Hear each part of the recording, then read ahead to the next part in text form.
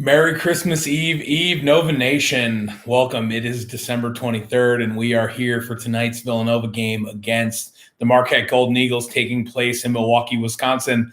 Little known fact, as a Villanova pregame show, you might not expect it, but my home base is in Madison, Wisconsin, just down the road from Milwaukee, where this game is being played at the Fiserv Forum, a beautiful new arena built primarily for the Milwaukee Bucks NBA team.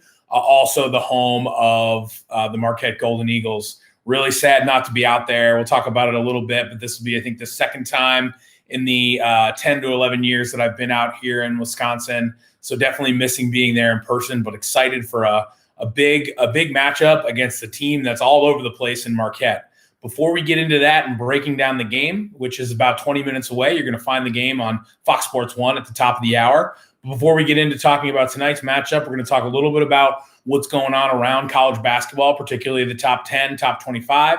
We're going to talk a little bit about what's going on around the Big East, and since we saw you last on Saturday night. And then we're going to get into tonight's matchup against Marquette.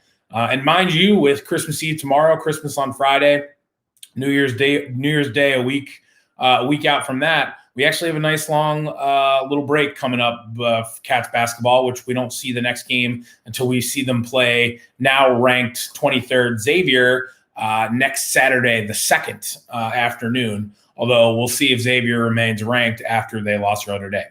But in good time, let's jump into what are we seeing around college basketball. We've seen a couple of really good games since we saw you last on Saturday night. Seen some interesting trends with some teams in the top 25, sort of up one day, down the next. Look at Michigan State with a surprise, ranked 4th, with a surprise upset loss on Sunday at Northwestern. Nobody saw that one coming, especially not as Michigan State's gearing up for its Christmas Day game against 9th-ranked Wisconsin. So that'll be an interesting one to watch. Rutgers is a really interesting surprise. They were ranked 19th last week, now ranked 11th after edging the Illinois team that, as those of you who've been watching this show know, I've been pretty high on Illinois. Rutgers beat Illinois, and I did not check final, but they were close to finishing ranked Ohio State off, which should be finishing right now or have just gone final. So Rutgers is one of those surprise teams to keep an eye on. No real news out of the top two as Gonzaga and Baylor remain 1 and 2 respectively. Both of them have played a few games in recent days coming off of COVID pauses in weeks prior. Although, to be honest, they've played particularly powder-puffy opponents, including Gonzaga playing back-to-back nights against a Northwestern State. Can't blame them for trying to get the extra burn, especially in where they've experienced, I believe, 5 cancellations due to COVID. One of the game of the week so far, in my opinion, was Kansas and West Virginia last night. West Virginia went into the half up 1, hit a 3 as time expired in the first half, went in up 1. Friend of the program, Rob, texted me for my thoughts on hammering a Kansas live line. And I said, I don't know about that. I like West Virginia. I think they're due because they haven't won at Kansas in forever. And, of course, I led him astray because Kansas took a nice hand of the game, winning the game by 14, pulling away there in the second half. In a really good game between a 3rd-ranked and a 7th-ranked team there in a Big 12 clash. North Carolina continues to be all over the place. Not really sure what to make of them yet. Ranked 17th. They lost to NC State the other day. Last night. And the thing we're learning there is that the ACC is wide open. You look at the names that you normally like to see at the top of the ACC. UNC, Duke, UVA, even Florida State and Louisville kind of rounding out that top tier. But it's wide open. There are no far and away dominant teams in the ACC. And I think we're going to continue to see some fun bouncing around there between teams at the top. Oh, and how did I leave Virginia Tech out? They beat us. How did I leave them out? They're up there too. So Villanova is currently ranked as the number 5 team in the land, which you have to be feeling great about if you're a Cats fan. We've seen some really good Cats basketball that kind of, as the Anonymous Eagle, which is Marquette's SB Nation fan site, broke down this game coming in. They said Villanova is exactly who we think they are coming into this game. They're 7-1. I believe Ken Pom ranks the Villanova at Texas win as the statistically the best statistical win of any college basketball game played this year so far. But we've also seen them go on cold stretches. I mean, heck, we were down 18 in the first half to Georgetown, right? So we've seen this team go on cold stretches. And now with the Big East sort of seeming like we've got a really formidable Big East, I think the Big East is going to be really fun and competitive this year. You know what you're getting with the Villanova team coming in. And as we've said before on this program, you know that you're going to get everybody's best punch just about every night because Villanova is going to be one of the biggest games on their schedule. And just about everybody's been equal to that task so far.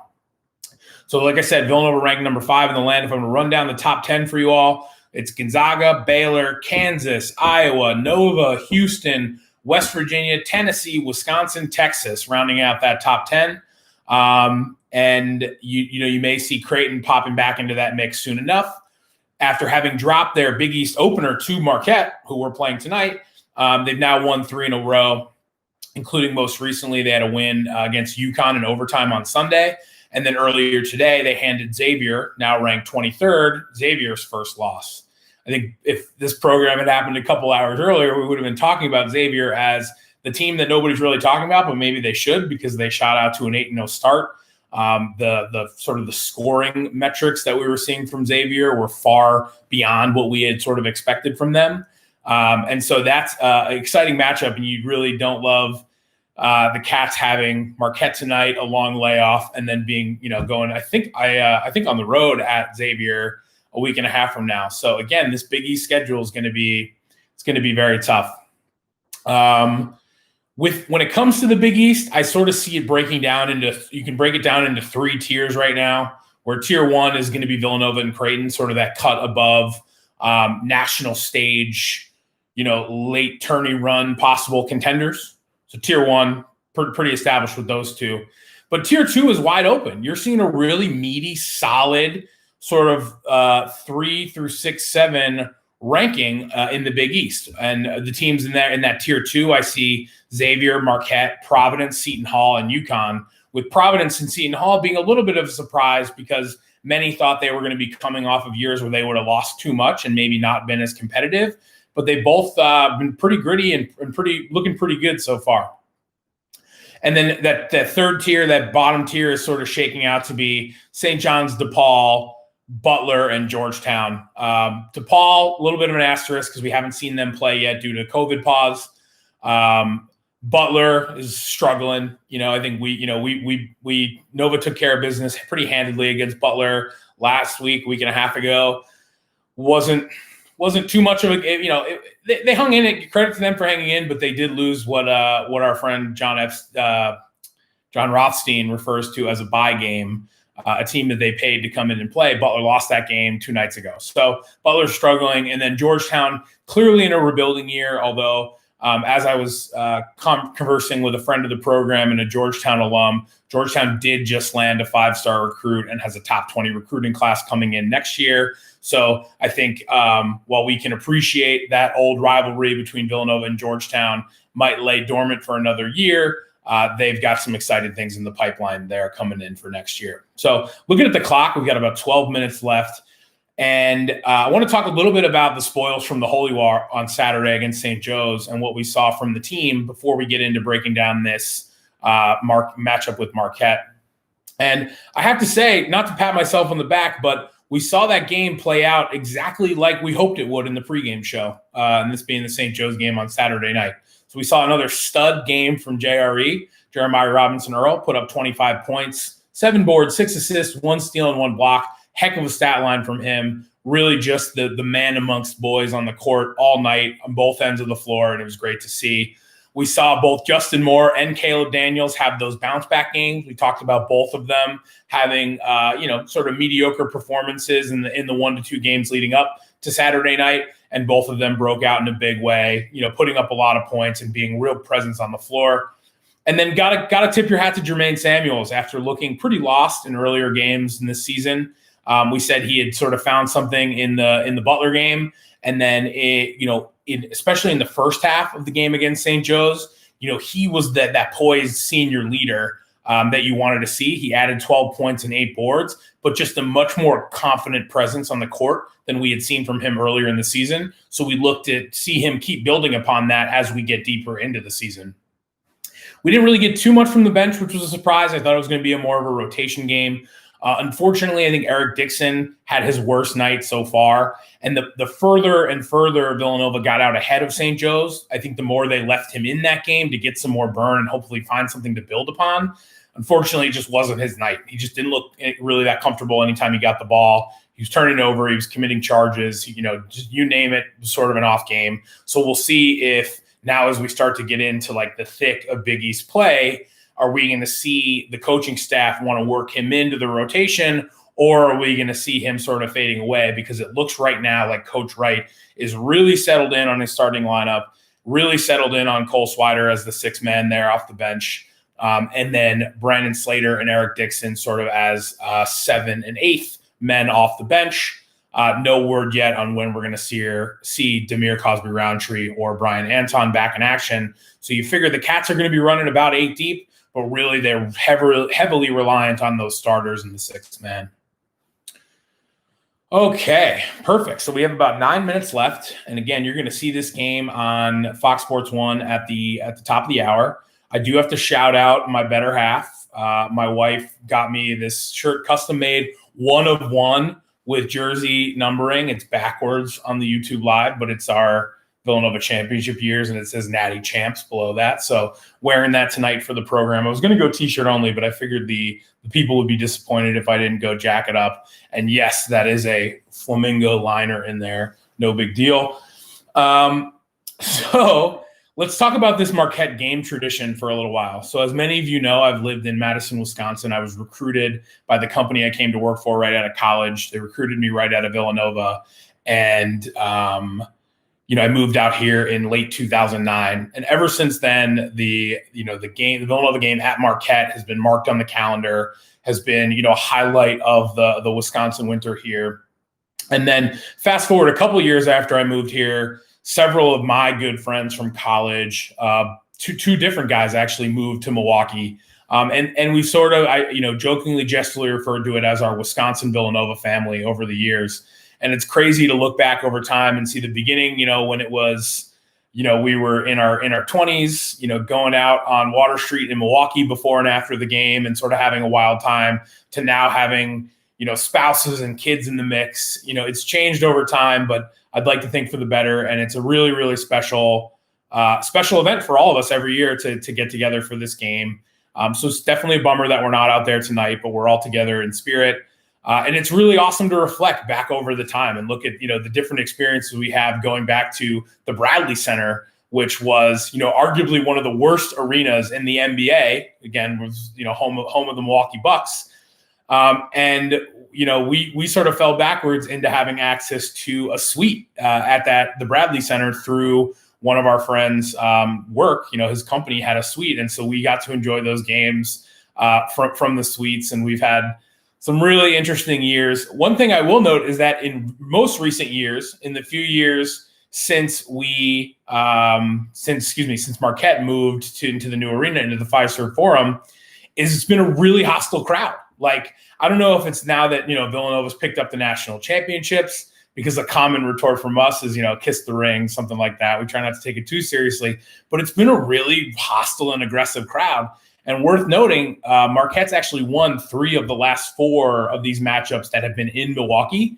And when I tell you we've had to almost fight our way out of the gym, it's been that's pretty close to what we've experienced. So this is generally a really special game on the calendar. It'll feel a little weird watching it on TV, but I'm hoping that the program will give us a pass on the lack of support, because A, we couldn't go. There were no tickets available. They're not allowing fans in.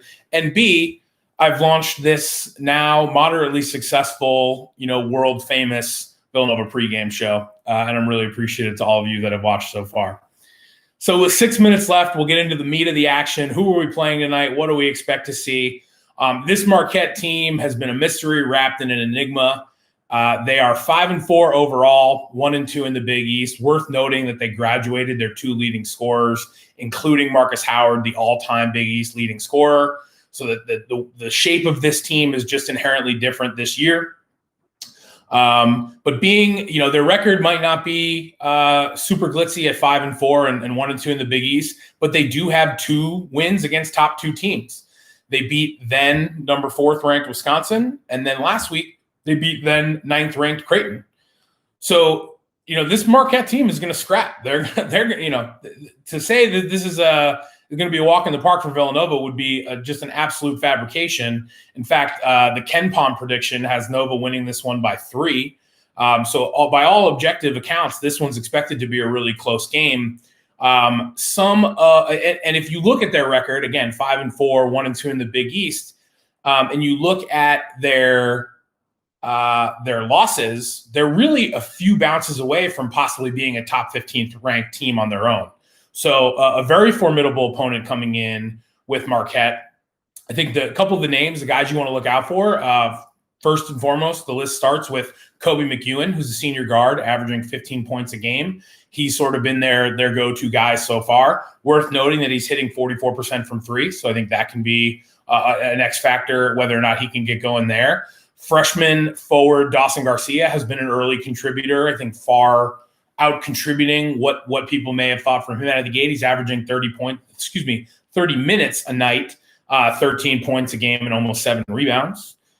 Sophomore guard DJ Carton, who you can remember from last year at a pretty nice game against the Cats, is averaging double digits with 12. And then they have a trio of forwards all averaging at least 7 rebounds per game in seniors Theo John and Jamal Cain and freshman Justin Lewis. So one thing I will call out in just doing a little research for the show tonight, checking out the different game previews out there. I've shouted out our friends at vuhoops.com before. I think if you're looking for a written game preview, usually those come out 24 to 48 hours before a given game. Highly recommend you check them out. Also part of SB Nation, you'll find Marquette's, the sister site for Marquette is called the Anonymous Eagle. And I was reading their breakdown of the game, and it didn't really tell me that much about Marquette. But if you haven't watched a ton of Villanova basketball yet this year and you want like a good, solid, quick breakdown of Nova, I would highly recommend you check out the Anonymous Eagles breakdown for tonight's game because they broke down Villanova more quantitatively than qualitatively in a really impressive way. So just worth noting that I caught that and found that out. So as we round ourselves out here into the final 3 minutes of tonight's broadcast, let's talk a little bit about what we expect to see tonight from the Cats. I think the most compelling matchup to me is going to be Jeremiah Robinson-Earl against Theo John. Theo John is one of those guys that feels to me like he's been at Marquette forever. He's sort of their inside big man presence. So it's going to be a good battle between him and Jeremiah Robinson-Earl, really on both ends throughout the night. Although you can expect to switch off because Jeremiah Robinson-Earl is going to be a much more versatile shooter. You can expect to see Theo John switching off on the defensive side. But that's going to be a real battle to watch when Marquette has the ball down low, because one of the things that Villanova is the best at in the country, they're, I think, ranked like top 25 or so in this metric, is limiting second chance buckets and limiting offensive rebounds for the opponent. And that's somewhere where if the Marquette coaches are looking for someone to create an advantage with a powerful trio of forwards that they can mix and match in and out of the game, that might be something where they're looking to key in and take advantage of the Cats. And so that battle between Jeremiah Robinson-Earl and Theo John is going to kind of be a key to that. I think other than that, Marquette's 2 greatest weaknesses are going to be, the things you want to watch out for. If they fall into the traps of these weaknesses, that's where you're going to see Villanova probably have an easier time with this game. The first one is whether or not they can tighten up their poor perimeter defense. That's been a glaring statistical hole in Marquette's game style since the beginning of the season. I think they're allowing close to 45% from 3.